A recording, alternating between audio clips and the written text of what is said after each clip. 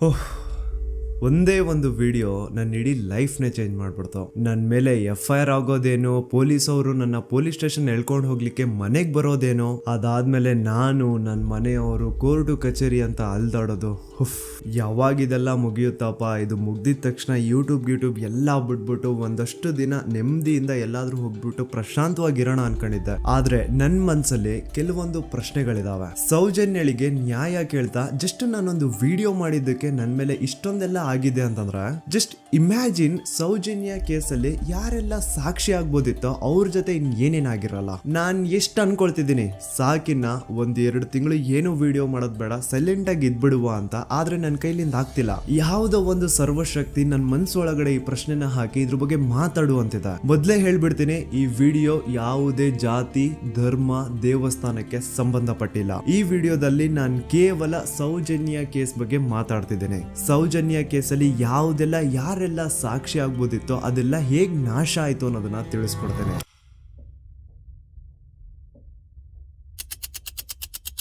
ನೆನಪು ಮಾಡ್ಕೊಳ್ಳಿ, 9 ಅಕ್ಟೋಬರ್ 2012 ಸೌಜನ್ಯ ಕಾಣೆಯಾದಾಗ ಸೌಜನ್ಯನ ಮನೆಯವರು ಅಂಡ್ ಊರಿನ 200-300 ಜನ ಸೇರ್ಕೊಂಡು ರಾತ್ರಿ 12 ಗಂಟೆವರೆಗೂ ಸೌಜನ್ಯಗೋಸ್ಕರ ಹುಡುಕ್ತಾರ. ಆದ್ರೆ ಸೌಜನ್ಯ ಸಿಗಲ್ಲ. ಮಿಡ್ ನೈಟ್ ಆಗಿರುತ್ತೆ ಅಂಡ್ ತುಂಬಾ ಜೋರ್ ಮಳೆ ಬರ್ತಾ ಇರುತ್ತೆ. ಇನ್ನು ಹುಡುಕೋದ್ ಬೇಡ, ಬೆಳಿಗ್ಗೆ ಎದ್ದು ಮತ್ತೆ ಎಲ್ರು ಹುಡುಕುವ ಅಂತ ಎಲ್ರು ತಮ್ಮ ಮನೆಗೆ ವಾಪಸ್ ಹೋಗ್ತಾರ. ದೆನ್ ನೆಕ್ಸ್ಟ್ ದಿನ ಅಂದ್ರೆ 10 ಅಕ್ಟೋಬರ್ 2012 ಸೌಜನ್ಯನ ಬಾಡಿ ಸಿಗುತ್ತೆ ಅಂಡ್ ಅವಳ ಬಾಡಿ ಪಕ್ಕದಲ್ಲಿ ಅವಳ ಕಾಲೇಜ್ ಬ್ಯಾಗ್ ಅಂಡ್ ಅವಳ ಬುಕ್ಸ್ ಎಲ್ಲ ಬಿದ್ದಿರ್ತವೆ. ಸೊ ಹಿಂದಿನ ದಿನ ಆ ಒಂದು ಜಾಗದಲ್ಲಿ ಅಷ್ಟು ಜೋರು ಮಳೆ ಬಂದಿದ್ರು ಸೌಜನ್ಯನ ಬ್ಯಾಗ್ ಅಂಡ್ ಅವಳ ಬುಕ್ಸ್ ಒಂದು ಚೂರುನು ನೆಂದಿರಲ್ಲ. ದಾಖಲೆ ಇದೆ ಸ್ವಾಮಿ, ದಾಖಲೆ ಇಲ್ದೆ ಈ ದೂತ ಸಮೀರ್ MD ಏನು ಮಾತಾಡಲ್ಲ. There was rain and the clothes of the victim were not stained with mud and the bag was not wet, even the books were not wet. ಹಿಂದಿನ ದಿನ ಅಷ್ಟು ಜೋರು ಮಳೆ ಬಂದಿದ್ರು ಸೌಜನ್ಯನ ಬುಕ್ಸ್ ಅಂಡ್ ಬ್ಯಾಗ್ ನೆಂದಿಲ್ಲ. ಹೇಗೆ? ಇದರ ಅರ್ಥ ಸೌಜನ್ಯನ ಆ ಒಂದು ಜಾಗದಲ್ಲಿ ಆಗೇ ಇಲ್ಲ, ಬೇರೆ ಯಾವುದೋ ಜಾಗದಲ್ಲಿ ಅವಳು ಆಯ್ತು. ನಂತರ ಅವಳ ಬಾಡಿನ ಅಲ್ಲಿ ತಂದು ಡಂಪ್ ಮಾಡಿರೋದು. ಸೊ ಈಗ ಯಾವೊಂದು ಜಾಗದಲ್ಲಿ ಸೌಜನ್ಯನ ಆಯ್ತು, ಆಕ್ಚುಲ್ ಆ ಒಂದು ಜಾಗನ ಹುಡುಕಾಡೋದ್ ಬಿಟ್ಟು ಪೊಲೀಸರು ಉಲ್ಟಾ ಏನ್ ಮಾಡ್ತಾರೆ ಅಂದ್ರೆ, ಯಾವೊಂದು ಜಾಗದಲ್ಲಿ ಸೌಜನ್ಯನ ಬಾಡಿ ಸಿಕ್ಕಿತ್ತೋ ಅದೇ ಜಾಗದಲ್ಲೇ ಅವಳು ಆಗಿತ್ತು ಅಂತ ಪ್ರೂವ್ ಮಾಡ್ಲಿಕ್ಕೆ ಹೊರಡ್ತಾರ. ಇಲ್ಲಿ ಪೊಲೀಸ್ ಅವರ ಬುದ್ಧಿವಂತಿಕೆ ನೋಡಿ, ಯಾವೊಂದು ಜಾಗದಲ್ಲಿ ಸೌಜನ್ಯನ ಬಾಡಿ ಸಿಕ್ಕಿತ್ತೋ ಅಲ್ಲಿ ಅವ್ರದ್ದು ಯಾವುದೇ ಒಂದು ಒಳ ಉಡುಪು ಸಿಗಲ್ಲ. ಅದಕ್ಕೆ ಇವ್ರು ಏನ್ ಮಾಡ್ತಾರೆ ಅಂದ್ರೆ, ನೆಕ್ಸ್ಟ್ ದಿನ ಸೌಜನ್ಯ ಮನೆಗೆ ಹೋಗ್ಬಿಟ್ಟು ಅಲ್ಲಿ ಮನೆಯವರಿಂದ ಸೌಜನ್ಯನ ಇನ್ನರ್ ವೇರ್ಸ್ ನ ಇಸ್ಕೊಂಡ್ ಬಂದು ಅದನ್ನ ನಂತರ ರಿಪೋರ್ಟ್ಸ್ ಅಲ್ಲಿ ಇದು ನಮ್ಗೆ ಸೌಜನ್ಯ ಬಾಡಿ ಸಿಕ್ಕಿದ ಜಾಗದಲ್ಲೇ ಸಿಕ್ಕಿದ್ದು ಅಂತ ಮೆನ್ಷನ್ ಮಾಡ್ತಾರೆ. ಪೊಲೀಸ್ನವರು ಅವಳ ಪುಸ್ತಕ ಎಲ್ಲ ಹುಡುಕಾಡಿದ್ರು, ಯಾರಾದ್ರೂ ಫೋನ್ ನಂಬರ್ ಉಂಟಾ ಅಂತ ಹೇಳಿ ತುಂಬ ನಾ ಎಲ್ಲ ತೆಗೆದುಕೊಟ್ಟೆ. ನನ್ನ ಮಗಳ ವಿಷಯ ನನಗೆ ಎಲ್ಲ ಗೊತ್ತು ಸರ್, ನೋಡಿ ಪುಸ್ತಕ ಅಂತ ನೋಡಿದೆ. ಅವಾಗ ನನ್ನ ತಂಗಿಯ ಒಂದು ನಂಬ್ರ ಇತ್ತು, ಆ ನಂಬ್ರನ್ನು ತಗೊಂಡೋಗಿದ್ದಾರೆ. ಆಮೇಲೆ ಮನೆಯಿಂದ ಮರು ದಿವಸ ಸಂತೋಷ್ ರಾವ್ ಸಿಕ್ಕಿದ ದಿವಸ ಹೊಲ ಉಡುಪು ಇದೆಯಲ್ಲ ಸರ್, ಅದು ಮನೆಯಿಂದ ತಗೊಂಡೋಗಿದ್ದಾರೆ. ಅದಕ್ಕೆ ನಾವು ಒಂದು ಗುರುತಿಗೆ ಒಂದು ಸ್ಟಿಚ್ ಮಾಡಿಕೊಟ್ಟಿದ್ದೇವೆ, ನೂಲಿನ ಒಂದು ಬಿಳಿ ನೂಲಿನ ಒಂದು ಸ್ಟಿಚ್ ಮಾಡಿಕೊಟ್ಟಿದ್ದೇವೆ. ಅದನ್ನೇ ತನಿಖೆಗೆ ಅವರಲ್ಲಿ ಇಟ್ಟಿದ್ದಾರೆ. ನೋಡಿ, ಪೊಲೀಸ್ ಅವ್ರ ಪ್ರಕಾರ ಸೌಜನ್ಯ ಆಗಿದ್ದು ಆ ಒಂದು ಹಳ್ಳ ಹತ್ರ, ಆದ್ರೆ ಆಕ್ಚುಲಿ ಅಲ್ಲಿ ಆಗೇ ಇಲ್ಲ. ಬಟ್ ಸ್ಟಿಲ್ ಈ ಒಂದು ಪಾಯಿಂಟ್ ನ ಪ್ರೂವ್ ಮಾಡ್ಲಿಕ್ಕೆ ಪೊಲೀಸ್ ಅವರು ಯಾವ ಮಟ್ಟಕ್ಕೆ ಹೋಗ್ತಾರೆ ಅಂತಂದ್ರೆ, ಯಾವೊಂದು ಜಾಗದಲ್ಲಿ ಸೌಜನ್ಯನ ಬಾಡಿ ಸಿಕ್ಕಿತ್ತೋ ಅಲ್ಲಿಂದ 50 ಅಡಿ ದೂರದಲ್ಲಿ ಸಂತೋಷ್ ರಾವ್ನ ಒಂದು ಟೆಂಟ್ ಹಾಕ್ಸ್ತಾರ. ಸೌಜನ್ಯನ ಆಗ್ಬೇಕಾದ್ರೆ ಎಲ್ಲೋ ಬಾಹುಬಲಿ ಬೆಟ್ಟದಲ್ಲಿದ್ದಂತಹ ಸಂತೋಷ್ ರಾವ್ ಇಲ್ಲ ಅದೇ ಜಾಗದಲ್ಲಿ ಇದ್ದ ಅಂತ ಪ್ರೂವ್ ಮಾಡ್ಲಿಕ್ಕೆ ಸಂತೋಷ್ ರಾವ್ನ ಒಂದು ಟೆಂಟ್ ಹಾಕ್ತಾರೆ. ಒಂದಿಷ್ಟು ಪ್ಲಾಸ್ಟಿಕ್ ಚೀಲಗಳನ್ನ ಹಾಸ್ಬಿಟ್ಟು ಅದ್ರ ಮೇಲೆ ಸಂತೋಷ್ ರಾವ್ನ ಕೆಲವೊಂದು ಥಿಂಗ್ಸ್ ಇಟ್ಬಿಟ್ಟು ಇವ್ನು ಇಲ್ಲೇ ಇದ್ದ ಅಂತ ಪ್ರೂವ್ ಮಾಡಿಸ್ತಾರ. ಈಗ ಸ್ವಲ್ಪ ತಲೆ ಯೂಸ್ ಮಾಡಿ, ಸೌಜನ್ಯ ಕಾಣೆಯಾಗಿದ್ದ ದಿನ ಸೌಜನ್ಯನ ಮನೆಯವರು ಅಂಡ್ ಊರಿನ ಜನ ಸುಮಾರು 200-300 ಜನ ಸೇರ್ಕೊಂಡ್ಬಿಟ್ಟು ಸೌಜನ್ಯಗೋಸ್ಕರ ಹುಡುಕ್ತಾರ. ಅವ್ರು ಅದೇ ಜಾಗದಲ್ಲಿ ಹುಡುಕ್ತಾರ ಗುರು, ಎಲ್ಲೂ ಜಾಸ್ತಿ ದೂರ ಹೋಗಲ್ಲ, ಅದೇ ಜಾಗದಲ್ಲಿ ಹುಡುಕ್ತಿರ್ತಾರ. ಕತ್ಲೆಯಲ್ಲಿ ಸೌಜನ್ಯನ ಬಾಡಿ ಕಾಣಿಸಿಲ್ಲ ಅನ್ಕೊಳ್ಳಿ, ಏನೋ ಸ್ವಲ್ಪ ಪೊದೆಗಳ ಹಿಂದೆ ಅಥವಾ ಬೇಲಿಗಳು ಅಡ್ಡ ಬಂದಿರಬಹುದು, ಹಾಗಾಗಿ ಅವಳ ಬಾಡಿ ಕಾಣಿಸಿಲ್ಲ ಅನ್ಕೊಳ್ಳಿ. ಆದ್ರೆ ಅಲ್ಲಿಂದನೇ 50 ಅಡಿ ದೂರದಲ್ಲಿರುವಂತಹ ಸಂತೋಷ್ ರಾವ್ನ ಟೆಂಟ್ ಆ 200-300 ಜನರಲ್ಲಿ ಒಬ್ರಿಗೂ ಕಾಣಿಸಿಲ್ವಾ? ಅಷ್ಟೇ ಅಲ್ಲ, ನೆಕ್ಸ್ಟ್ ದಿನ ಅಂದ್ರೆ 10 ಅಕ್ಟೋಬರ್ 2012 ಸೌಜನ್ಯನ ಮೃತದೇಹ ಸಿಕ್ಕಿದೆ ಅನ್ನೋ ಒಂದು ನ್ಯೂಸ್ ಲೋಕ್ ಲೈಟ್ಸ್ ಗೆಲ್ಲ ಗೊತ್ತಾದಾಗ ಅಲ್ಲಿ ಒಂದು ಅಂದಾಜು ಪ್ರಕಾರ 3000 ಜನ ಸೇರ್ತಾರಂತ. ಆಗ್ಲೂ ಸಹ ಆ 3,000 ಜನರಲ್ಲಿ ಒಬ್ರಿಗೂ ಸಹ ಆ ಸಂತೋಷ್ ರಾವ್ನ ಟೆಂಟ್ ಕಾಣಿಸೇ ಇಲ್ಲ. ಜಾಸ್ತಿ ದೂರ ಇಲ್ಲ ಗುರು, ಎಲ್ಲಿ ಬಾಡಿ ಸಿಕ್ಕಿರುತ್ತೋ ಅಲ್ಲಿಂದ 50 ಅಡಿ ದೂರ ಅಷ್ಟೇ. ಆದ್ರೂ ಆ ಟೆಂಟ್ ಯಾರಿಗೂ ಕಾಣಿಸೇ ಇಲ್ಲ. ಹೇಗೆ? ಯಾಕಂತಂದ್ರೆ ಆ ಟೆಂಟ್ ಅಲ್ಲಿ ಇರ್ಲೇ ಇಲ್ಲ. ಇದ್ರೆ ತಾನೇ ಕಾಣಿಸೋದಕ್ಕೆ. ಪಾಪ ಸಂತೋಷ್ ರಾವ್ನ ಈ ಕೇಸಲ್ಲಿ ಹೆಂಗಾದ್ರೂ ಮಾಡಿ ಫಿಟ್ ಮಾಡ್ಲೇಬೇಕು ಅಂತ ಪೊಲೀಸ್ ಅವ್ರು ಫಿಕ್ಸ್ ಆಗ್ಬಿಟ್ಟಿದ್ರು. ಇನ್ನೊಂದು ಲಾಜಿಕಲ್ ಪಾಯಿಂಟ್ ಹೇಳ್ತೀನಿ ನಿಮ್ಗೆ. ಈ ಒಂದು ಸ್ಟೇಟ್ಮೆಂಟ್ ನ ನೋಡಿ. ಈ ಸ್ಟೇಟ್ಮೆಂಟ್ ಬೇರೆ ಯಾರು ಕೊಟ್ಟಿದ್ದಲ್ಲ ಗುರು. 5 ಜನ ಕಿಡಿಗೇಡಿಗಳು ಸಂತೋಷ್ ರಾವ್ನ ಬಾಹುಬಲಿ ಬೆಟ್ಟದಿಂದ ಕರ್ಕೊಂಡ್ ಬಂದು ಪೊಲೀಸ್ ಅವ್ರ ಕೈಗೆ ಒಪ್ಸಿದ್ರು. ಆ ಕಿಡಿಗೇಡಿಗಳಲ್ಲೇ ಒಬ್ಬ ಕೊಟ್ಟಂತಹ ಸ್ಟೇಟ್ಮೆಂಟ್ ಇದು. ಇದ್ರಲ್ಲಿ ಇವನ್ ಹೇಳ್ತಿದ್ದಾನೆ ಸಂತೋಷ್ ರಾವ್ ಕೈಯಲ್ಲಿ ಒಂದು ಚೀಲ ಇತ್ತು ಅಂತ. ಈಗ ಸಂತೋಷ್ ರಾವ್ನ ಅರೆಸ್ಟ್ ಮಾಡಾದ್ಮೇಲೆ ಅವನ ಕೈಯಲ್ಲಿ ಇದ್ದಂತಹ ಚೀಲ ಕೂಡ ಪೊಲೀಸ್ ಅವರು ತಮ್ಮ ಕಸ್ಟಡಿಗೆ ತಗೊಂಡಿರ್ತಾರೆ ತಾನೆ. ಹಾಗಿದ್ರೆ ಸಂತೋಷ್ ರಾವ್ನ ಚೀಲ ಅಂಡ್ ಅದ್ರಲ್ಲಿ ಇದ್ದಂತಹ ಅವನ ವಸ್ತುಗಳು ಪೊಲೀಸ್ ಕಸ್ಟಡಿಲೇ ಇರ್ಬೇಕೆ ಹೊರತು ಅದ್ಯಾವುದೋ ಕಾಡಲ್ಲಿ ಆ ಟೆಂಟ್ ಒಳಗಡೆ ಅಲ್ಲ. ಅಂಡ್ ಇನ್ನೊಂದು ಮೇನ್ ಇಂಪಾರ್ಟೆಂಟ್ ಆಗಿ ಸಂತೋಷ್ ರಾವ್ನ ಪೊಲೀಸ್ ಅವರು ಕಸ್ಟಡಿಗೆ ತಗೊಂಡಿದ್ದು 11 ಅಕ್ಟೋಬರ್ 2012. ಆದ್ರೆ ಅಫಿಷಿಯಲ್ ಆಗಿ ಪೇಪರ್ಸ್ ಮೇಲೆ ತೋರಿಸಿರೋದು 13 ಅಕ್ಟೋಬರ್ 2012. ಹಾಗಿದ್ರೆ ಆ 2 ದಿನ ಸಂತೋಷ್ ರಾವ್ನ ಪೊಲೀಸ್ ಸ್ಟೇಷನ್ ಅಲ್ಲಿ ಇಟ್ಕೊಂಡು ಪೊಲೀಸ್ ಅವರು ಏನ್ ಮಾಡ್ತಿದ್ರು? ಇದು ಇಲ್ಲಿಗಲ್ ಡಿಟೆನ್ಷನ್ ತಾನೆ. ಈಗಷ್ಟೇ ನಾನು ಡಾಕ್ಟರ್ ಆದಮ್ ಅವ್ರು ಕೊಟ್ಟಂತಹ ಪೋಸ್ಟ್ ಮಾರ್ಟಮ್ ರಿಪೋರ್ಟ್ ನೋಡಿದೆ. ಅಂಡ್ ಇದ್ರಲ್ಲಿ ಏನಿದೆ ಗೊತ್ತಾ? ಸೌಜನ್ಯ ಸತ್ತಾದ್ಮೇಲೆ ಅಲ್ಲ, ಅವಳು ಬದುಕಿರ್ಬೇಕಾದ್ರೇನೆ, ಅವಳು ಮಾಡ್ತಾ ಇರ್ಬೇಕಾದ್ರೇನೆ ಆ ದುಷ್ಕರ್ಮಿಗಳು ಅವಳ ಯೋನಿ ಒಳಗಡೆ 6 ಇಂಚು ಮಣ್ಣು ತುಂಬಿರೋದು. ಅಂಡ್ ರೀಸೆಂಟ್ ಆಗಿ ಬರ್ತಾ ಇರುವಂತಹ ಇನ್ನೊಂದು ಬಿಗ್ಗೆಸ್ಟ್ ಅಲಿಗೇಷನ್ ಏನು ಅಂತಂದ್ರೆ ಸಂತೋಷ್ ರಾವ್ ಬ್ರೈನ್ ಮ್ಯಾಪಿಂಗ್ ಗೆ ಒಪ್ಕೊಂಡಿಲ್ಲ ಅಂತ. ಅಂತವ್ರು ಪ್ಲೀಸ್ ಈ ಒಂದು ಡಾಕ್ಯುಮೆಂಟ್ ನ ಕಂಡ್ಬಿಟ್ಟು ನೋಡಿ. ಇಲ್ಲಿ ಸಂತೋಷ್ ರಾವೇ ಹೇಳ್ತಿದ್ದಾನೆ, ಅಪರಾಧಿ ಎಂದು ಸಾಬೀತು ಮಾಡಲು ಅಗತ್ಯವಿರುವ ಯಾವುದೇ ವೈಜ್ಞಾನಿಕ ಪರೀಕ್ಷೆಗೆ ಒಳಪಡಲು ಸ್ವಯಂ ಇಚ್ಛೆ ವ್ಯಕ್ತಪಡಿಸಿರುತ್ತೇನೆ. ಕೆಳಗಡೆ ಸಂತೋಷ್ ರಾವ್ನ ಸಿಗ್ನೇಚರ್ ಇದೆ ಅಂಡ್ ಈ ಕಡೆ ಕೋರ್ಟ್ ನ ಸೀಲ್ ಕೂಡ ಇದೆ. ಅಂಡ್ ಇನ್ನೊಂದು ವಿಷಯ, ನನ್ನ ವಿಡಿಯೋದಲ್ಲಿ ನಾನು ಹೇಳಿದ್ದೀನಿ ಸಂತೋಷ್ ರಾವ್ಗೆ ಫಿಮೋಸಿಸ್ ಅನ್ನೋ ಒಂದು ಕಾಯಿಲೆ ಇತ್ತು ಅಂತ. ಅಂಡ್ ಅಲ್ಲಿ ಇನ್ನೊಂದು ಪಾಯಿಂಟ್ ಕೂಡ ಹೇಳಿದ್ದೀನಿ, ಇನ್ ಕೇಸ್ ಅವನ್ ಏನಾದ್ರು ಮಾಡಿದ್ರೆ ನರಕ ಅನುಭವಿಸ್ತಾನೆ ಅಂತ.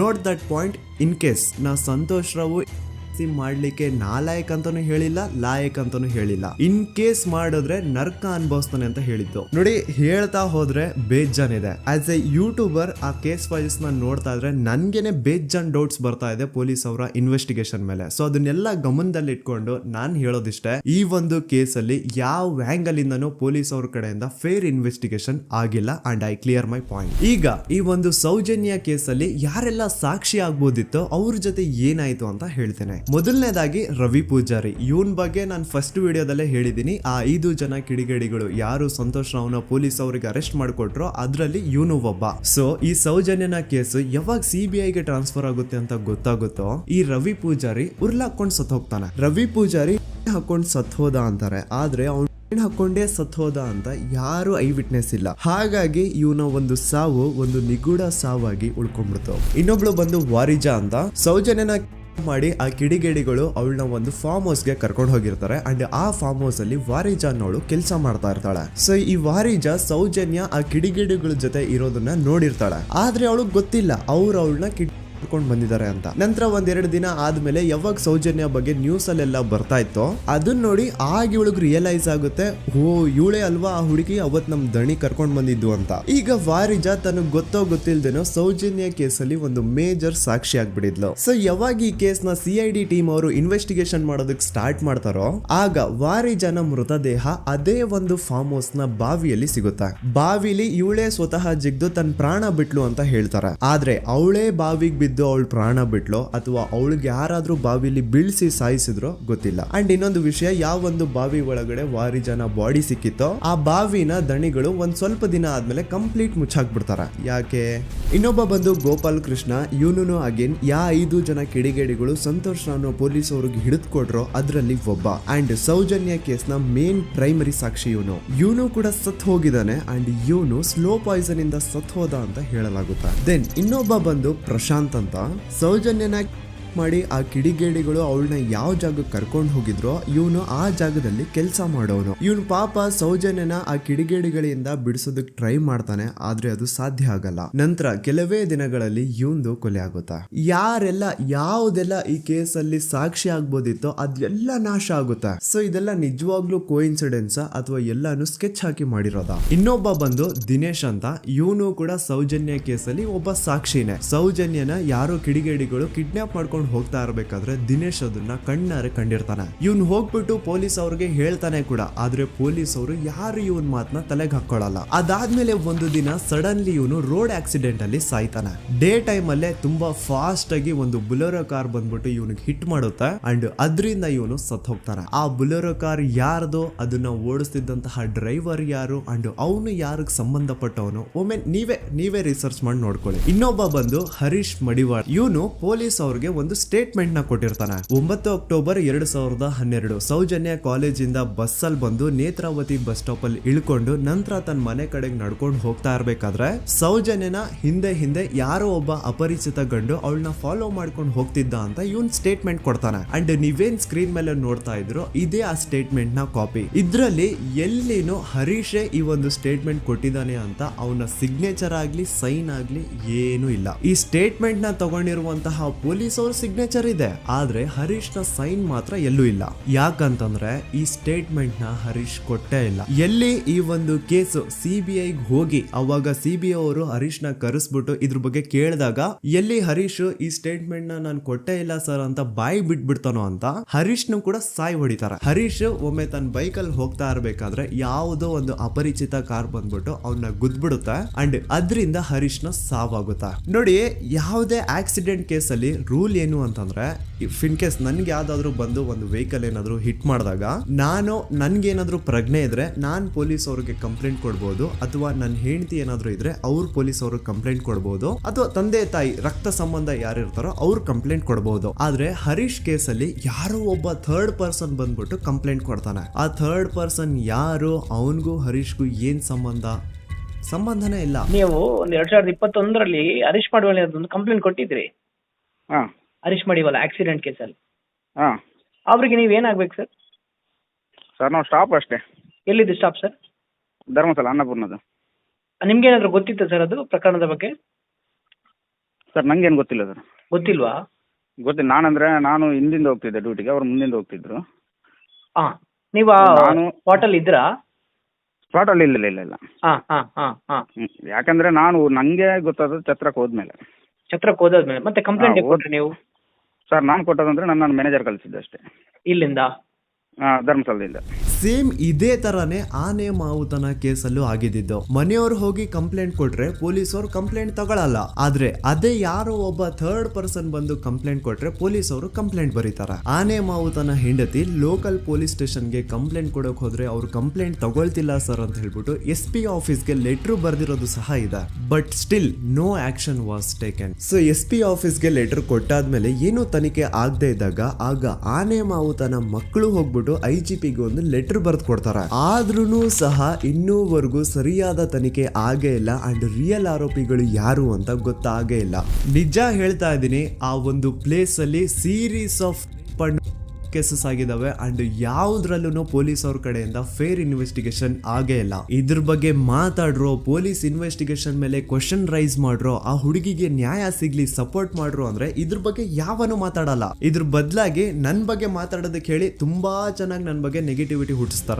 ಜಾತಿ ಧರ್ಮ ತರೋದು, ಇವ್ನ್ ಯಾವ್ದಾವ್ದು ಆಪ್ಸ್ ನ ಪ್ರಮೋಟ್ ಮಾಡ್ತಿದ್ದ, ಇವನ್ ಮಾತು ಯಾಕೆ ನಂಬ್ತೀರಾ ಅಂತ ನನ್ ಬಗ್ಗೆನೆ ನೆಗೆಟಿವಿಟಿ ಹುಟ್ಟಿಸೋದು. ಇವನು ಆ ಆ್ಯಪ್ ಪ್ರಮೋಟ್ ಮಾಡ್ತಿದ್ದ, ಇವನು ಈ ಆ್ಯಪ್ ಪ್ರಮೋಟ್ ಮಾಡ್ತಿದ್ದ, ಇವನ್ ಮಾತುಗಳನ್ನ ಯಾಕೆ ನಂಬ್ತೀರಾ, ಇವನು ಮುಸ್ಲಿಂ ಇದಾನೆ, ಇವನು ಮುಲ್ಲಾ ಇದಾನೆ, ಅದು ಇದು ಅಂತ ಮಾತಾಡೋದು. ಹೌದು ಗುರು, ನಾನ್ ಪ್ರಮೋಷನ್ಸ್ ನ ಮಾಡಿದೀನಿ. ನಾನು ಆ ಆ್ಯಪ್ದು ಮಾಡಿದೀನಿ, ಈ ಆ್ಯಪ್ದು ಮಾಡಿದೀನಿ, ಎಲ್ಲಾ ತರ ಆ್ಯಪ್ದು ನಾನು ಪ್ರಮೋಷನ್ಸ್ ಮಾಡಿದೀನಿ. ಈಗ ಹಿಂದೆ ನಾನು ಮಾಡಿರುವಂತಹ ಪ್ರಮೋಷನ್ಸ್ಗೂ ಈ ಕೇಸ್ಗೂ ಏನ್ ಸಂಬಂಧ? ಅನ್ನೆಸೆಸರಿ ಆಗಿ ಮ್ಯಾಟರ್ ನ ಡೈವರ್ಟ್ ಮಾಡ್ಲಿಕ್ಕೆ ಟ್ರೈ ಮಾಡಬೇಡಿ. ಇನ್ಮೇಲೆ ನಾನೇನಾದ್ರೂ ಆ ತರ ಅಪ್ಲಿಕೇಶನ್ಸ್ ನ ಪ್ರಮೋಷನ್ ಮಾಡಿದ್ರೆ ಆಗ ಬಂದು ನೀವು ನನ್ನನ್ನ ಪ್ರಶ್ನೆ ಮಾಡೋದ್ರಲ್ಲಿ ಅರ್ಥ ಇದೆ. ಹಿಂದೆ ಮಾಡಿರೋದನ್ನ ಇಟ್ಕೊಂಡು ಮಾತಾಡಿ ವಿಡಿಯೋ ಮಾಡೋದಲ್ಲ ಕಂಟೆಂಟ್ ಅಂದ್ರೆ. ಅಂಡ್ ಇನ್ನೊಂದು ವಿಷಯ, ನಾನು ದೂತ ಸಮೀರ್ MD ಯೂಟ್ಯೂಬ್ ಚಾನಲ್ ನ ಸ್ಟಾರ್ಟ್ ಮಾಡಿ ಕೇವಲ ಆಗಿರೋದು 8 ತಿಂಗಳಷ್ಟೇ. ಅಂಡ್ ಈ 8 ತಿಂಗಳಲ್ಲಿ ನಾನು ಹಾಕಿರೋದು ಕೇವಲ 12 ವಿಡಿಯೋಸ್. ಅದರಲ್ಲಿ 1-2 ಆಲ್ರೆಡಿ ಟೇಕ್ ಡೌನ್ ಆಗಿದಾವೆ. ಸೊ ಅಷ್ಟು ಬೇಗ ಅದ್ ಹೆಂಗ್ ನೀವು ಜಡ್ಜ್ ಮಾಡ್ಬಿಟ್ರಿ ನಾನು ಆಂಟಿ ಹಿಂದೂ ಅಂತ? ನಿಮಗ್ ನಿಜವಾಗ್ಲೂ ನಾನು ಆಂಟಿ ಹಿಂದೂ ಅನ್ಸಿದ್ರೆ ನಂದು ಇನ್ನೊಂದು ಚಾನಲ್ ಇದೆ ಸಮೀರ್ MD ಅಂತ. ಅಲ್ಲಿ ನಾನು ಅಪ್ಲೋಡ್ ಮಾಡಿರುವಂತಹ ಈ ಎಲ್ಲಾ ವಿಡಿಯೋಸ್ ನ ನೋಡಿ. ಜಾಸ್ತಿ ಜಸ್ಟಿಫೈ ಮಾಡ್ಲಿಕ್ಕೆ ಹೋಗಲ್ಲ ಗುರು, ನನ್ನ ಹಳೆ ಸಬ್ಸ್ಕ್ರೈಬರ್ಸ್ಗೆ ಗೊತ್ತು ನನ್ನ ಕ್ಯಾರೆಕ್ಟರ್ ಏನು ಅಂತ. ಅಂಡ್ ಇನ್ನು ಇವನ್ ವಿಡಿಯೋ 18 ಮಿಲಿಯನ್ ಪ್ಲಸ್ ವ್ಯೂಸ್ ನ ಪಡ್ಕೊಂಡಿದೆ. ಇವನ್ಗೆ ಇಷ್ಟ ಲಕ್ಷ ದುಡ್ಡು ಬಂದಿರುತ್ತೆ, ಅಷ್ಟ್ ಲಕ್ಷ ದುಡ್ಡು ಬಂದಿರುತ್ತೆ ಅನ್ನೋರ್ಗೆ ಈ ಒಂದು ಇಮೇಲ್ ನ ಒಮ್ಮೆ ನೋಡಿ. ನನ್ ವಿಡಿಯೋ ವೈರಲ್ ಆಗ್ತಿದ್ದಂಗೆ ಆ ವಿಡಿಯೋ ಡಿಮಾನಿಟೈಸ್ ಆಗೋಯ್ತು. ಇಲ್ಲಿ ಅತ್ಯಾಚಾರಿ ಬೆಂಬಲಿಗರ ಥಿಂಕಿಂಗ್ ನೋಡಿ. ಆ ವಿಡಿಯೋ ಇಂದ ನನ್ಗೆ ಎಷ್ಟು ರೆವೆನ್ಯೂ ಬಂತು ಅನ್ನೋದನ್ನ ಥಿಂಕ್ ಮಾಡ್ತಿದ್ದಾರೆ. ಆ ವಿಡಿಯೋ ಇಂದ ನಾನು ಎಷ್ಟು ಸಫರ್ ಆಗಿರ್ಬೋದು ಅನ್ನೋದನ್ನ ಥಿಂಕ್ ಮಾಡಿದ್ರ ನೋಡಿ. ನಾನೊಂದು ವಿಡಿಯೋ ಮಾಡಿದ್ದಕ್ಕೆ ಜನ ಜಾಗೃತರಾದ್ರು. ನನ್ಗೆ ನನ್ ಬಗ್ಗೆ ನಿಮ್ ಬಗ್ಗೆ ತುಂಬಾ ಹೆಮ್ಮೆ ಇದೆ. ನೀವೆಲ್ಲ ಜಾತಿ ಧರ್ಮ ಅನ್ನೋದು ಮುಖ್ಯ ಅಲ್ಲ, ನ್ಯಾಯ ಮುಖ್ಯ ಅಂತ ಬೆಂಬಲಿಸಿದ್ರೆ. ಸೌಜನ್ಯನ ತಾಯಿ ಅಂಡ್ ಕುಟುಂಬದವರು 13 ವರ್ಷದಿಂದ ಧೈರ್ಯವಾಗಿ ನ್ಯಾಯಕ್ಕಾಗಿ ಬೇಡ್ತಾವ್ರೆ. 13 ವರ್ಷದಿಂದ ಮಹೇಶ್ ಶೆಟ್ಟಿ ಸರ್ ಒಂದು ಹೆಣ್ಣು ಮಗುವಿನ ನ್ಯಾಯಕ್ಕೆ ಎಲ್ಲಾ ತರದ ಅವಮಾನ ಸಹಿಸಿಕೊಂಡು ಬೆಟ್ಟದಂತೆ ನಿಂತು ಎಲ್ಲೂ ಕಾಂಪ್ರಮೈಸ್ ಆಗದೆ ಹೋರಾಟ ಮಾಡ್ತಾವ್ರೆ. ಈಗ ಈ ನಿಮ್ಮ ದೂತ ಸಮೀರ್ MD ಇಂದ ಕರ್ನಾಟಕಾದ್ಯಂತ ಅನೇಕ ಕನ್ನಡ ಪರ ಸಂಘಟನೆಗಳು, ಎಲ್ಲಾ ವಿಚಾರ, ಎಲ್ಲಾ ಪಂಥದ ಪ್ರಗತಿಪರ ವೇದಿಕೆಗಳು ಸೌಜನ್ಯ ನ್ಯಾಯಕ್ಕಾಗಿ ಒಂದಾಗಿವೆ. ಅಂಡ್ ಈ ಹೋರಾಟ ಕೇವಲ ಸೌಜನ್ಯಳಿಗೆ ಮಾತ್ರ ಸೀಮಿತ ಆಗಿಲ್ಲ. ನಮ್ ದೇಶದಲ್ಲಿ ದಿನಕ್ಕೆ ಆನ್ ಅನ್ ಆವರೇಜ್ 86 ಪ್ರಕರಣಗಳು ದಾಖಲೆ ಆಗ್ತವೆ. ಇದು ದಾಖಲೆ ಆಗಿರುವಂತಹ ಪ್ರಕರಣಗಳ ಸಂಖ್ಯೆ. ಅದ್ ಎಷ್ಟೋ ಕೇಸಸ್ ಪೊಲೀಸ್ ವರ್ಗ್ ಬರೋದೇ ಇಲ್ಲ. ಸೊ ಇದಕ್ಕೆಲ್ಲ ಒಂದು ಫುಲ್ ಸ್ಟಾಪ್ ಅನ್ನೋದು ಇಡಬೇಕು. ಈಗಿನ ಕಾಲದಲ್ಲಿ ಹುಡುಗಿರು ಸಮಾಜದಲ್ಲಿ ಬಿಡಿ, ಸೋಷಿಯಲ್ ಮೀಡಿಯಾದಲ್ಲಿನೂ ಸಹ ಸೇಫ್ ಇಲ್ಲ. ಹುಡುಗಿ ತನಗಿಷ್ಟ ಆಗಿರುವಂತಹ ತುಂಬಾ ನೀಟ್ ಅಂಡ್ ಕ್ಲೀನ್ ಇರುವಂತಹ ಒಂದು ಫೋಟೋನ ಸೋಷಿಯಲ್ ಮೀಡಿಯಾದಲ್ಲಿ ಶೇರ್ ಮಾಡಿದ್ರೆ ಸಾಕು, ಕಮೆಂಟ್ ಸೆಕ್ಷನ್ ಅಲ್ಲಿ ಅದೆಷ್ಟೋ ಜನ ಜೊಲ್ ಸುರಿಸ್ಕೊಂಡು ಅವಳನ್ನ ಮಾಡ್ತಿರ್ತಾರೆ. ಸೊ ಇದಕ್ಕೆಲ್ಲ ನಮ್ ಸರ್ಕಾರ ಒಂದು ಫುಲ್ ಸ್ಟಾಪ್ ಅನ್ನೋದು ಇಡ್ಲೇಬೇಕು. ಇದ್ರ ಬಗ್ಗೆ ನಿಮ್ ಒಪಿನಿಯನ್ ಏನು ಅಂತ ಕಮೆಂಟ್ ಸೆಕ್ಷನ್ ಅಲ್ಲಿ ತಿಳಿಸಿ. So as A content creator ನನ್ಗೆ ಸೌಜನ್ಯ ಕೇಸ್ ಬಗ್ಗೆ ಒಂದು ವಿಡಿಯೋ ಮಾಡ್ಬೇಕಿತ್ತು, ಮಾಡ್ದೆ. ಅದರಿಂದ ಸೌಜನ್ಯ ಪರ ಹೋರಾಟ ಏನ್ ನಡೀತಾ ಇತ್ತೋ ಅದಕ್ಕೊಂದು ಕಿಚ್ಚು ಸಿಕ್ಕಿದೆ. ಇನ್ ಮುಂದೆ ಅದನ್ನ ಹಾಗೆ ಕಂಟಿನ್ಯೂ ಮಾಡ್ಕೊಂಡು ಹೋಗೋದು ನಿಮ್ಗಳ ಜವಾಬ್ದಾರಿ. ಸೊ ಇಷ್ಟು ಹೇಳ್ತಾ ನಾನು ನಿಮ್ಮ ದೂತ ಸಮೀರ್ MD ಮತ್ತೆ ಸಿಗ್ತೀನಿ ನೆಕ್ಸ್ಟ್ ವಿಡಿಯೋದಲ್ಲಿ.